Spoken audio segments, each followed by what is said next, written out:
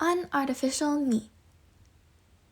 Hi, my name is Alice Bennett, and I'm 15. Ever since I was little, I've been surrounded by amazing people. Like my friend April, who won a violin competition when she was 7. Or this distant cousin of mine who started a computer company. But I have something of my own that's just as amazing. I'm a famous social media artist.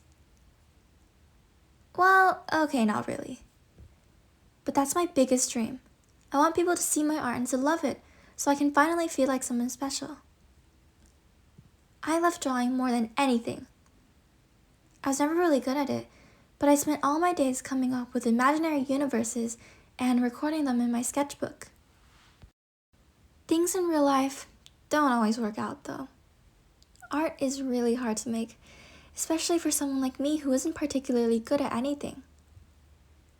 Some days, I wished I could just drink a magic potion and have all the skills I wanted. One day, something crazy happened.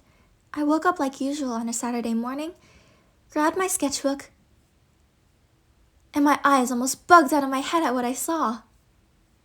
My art had been transformed, and it was perfect. Everything I'd imagined was flawlessly translated onto the page. No more wobbly lines, no more weird proportions, no more uneven perspective. As if magic had hit my bedroom while I was asleep and fixed everything. Immediately, I picked up a pencil and turned to the next blank page in my sketchbook.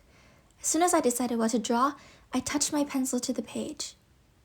But before I could even move, the paper shimmered and glowed so brightly that I had to shut my eyes. When I opened my eyes, there was my drawing all laid out for me perfectly. I was too shocked to even react. This was bizarre. This was like I'd fallen into Wonderland. Over the next few days, it kept happening. Every time I wanted to draw something, it just drew itself right in front of me. New drawings I never would have even thought of also started appearing in my room. And it's so confusing because you'd think I'd be happy. I thought I should be happy too. After all my struggles were over, but somehow I felt almost a little betrayed. I no longer felt like this art was mine. I didn't connect with it and couldn't be proud of it. It wasn't my self-expression anymore. It was just a collection of images. 2 weeks later, I finally found the cause. I turned my bedroom lights on as I came home from school, and I almost jumped out of my skin when I saw a girl. She looked exactly like me, but so much better.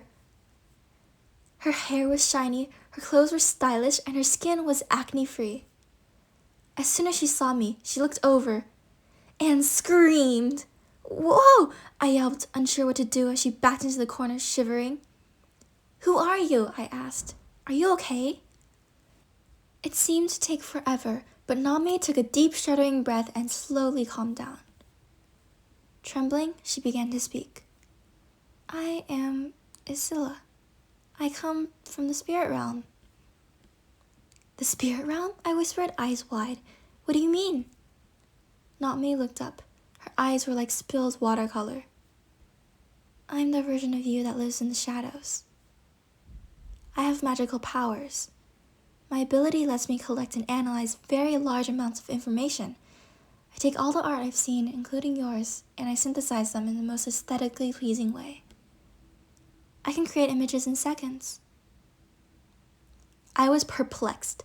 "So you're the one who's been changing my art all this time?" Isilla nodded.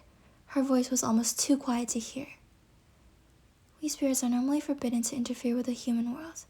But Alice, I've been watching you all your life, and I know how you never got to express yourself the way you wanted to.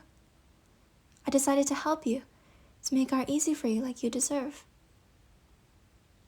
For a few seconds, I stared at her. And then an awful feeling began to bubble up inside me. It started as just a wave, but it rushed and it erupted and it spurted in red-hot streams in every part of me. I couldn't think rationally. I was enraged. I stormed up to her and grabbed her lapel, that stupidly perfect piece of fabric plain old me would look ridiculous in. "Help me? You call this help?" Isilla looked bewildered. "Alice, I've worked my whole life to get better at art," I yelled. I put everything I have into it. You're not helping me. You're replacing my ideas with something soulless. But you were trying so hard and getting nowhere. I just want you to become a famous social media artist like you've always dreamed. Her words didn't reach me. Blood was roaring in my ears. Isilla, what you make isn't art. All you do is generate images. They're completely worthless and you have no creativity whatsoever. I was so much better off without you. Isilla threw one last terrified glance at me and then ran into the shadows. Her form dissolved into the darkness and disappeared. After that, all my art pieces went back to how they used to be. I could draw by myself again, completely unartificially. As time passed, though, I started to feel guilty about the way I treated Isilla. Maybe she really was just trying to help. Slowly, I realized why I'd exploded when she'd explained herself to me. It wasn't because I thought Isilla's images weren't good.